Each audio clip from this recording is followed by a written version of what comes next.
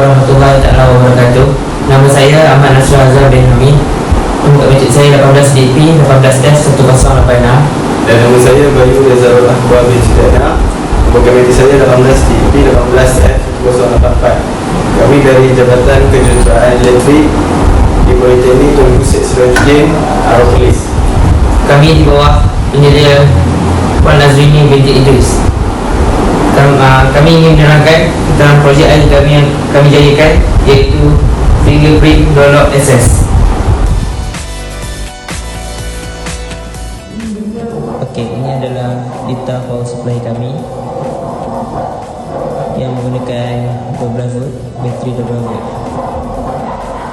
Ini pula data driver kami. Relay, kami menggunakan satu relay channel. Dan yang terakhir, ini adalah data microcontroller kami. Kami menggunakan IC 4 mega 328P.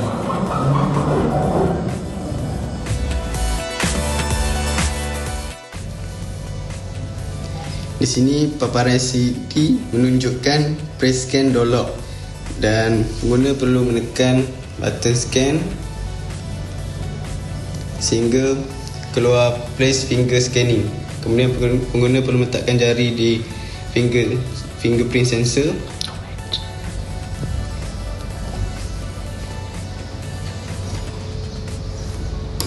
Dan pintu akan terbuka. Selepas pintu terbuka, LCD menunjukkan door open. Kemudian jika nak menutup pintu, hanya menekan button close, door close, dan pintu terkunci.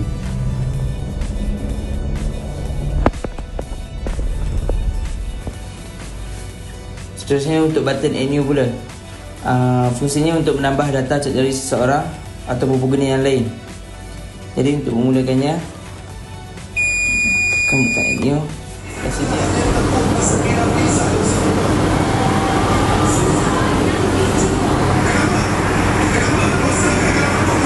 So pengguna perlu memilih ID yang mereka nak. Contoh kami akan mengambil ID 3. Dan hasil mampan itu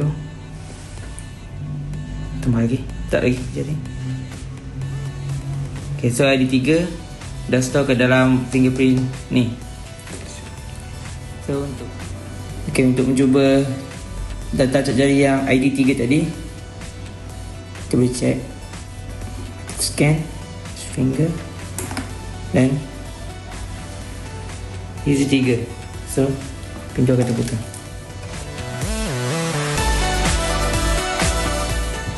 Kami ingin menunjukkan bahagian data. Bahagian ini adalah data microcontroller dan kami menggunakan IC Atmega 328P.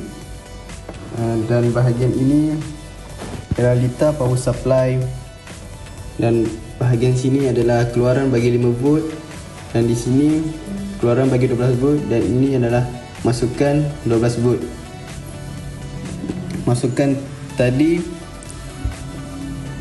adalah untuk litar driver untuk mengawal magnetic lock.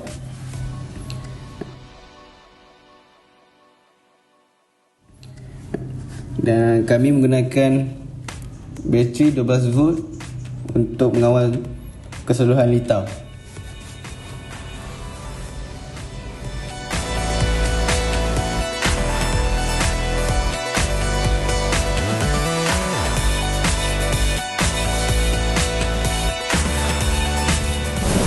Jadi itu saja penerangan untuk projek air kami, iaitu Fingerprint Dolok SS. So sekian, terima kasih.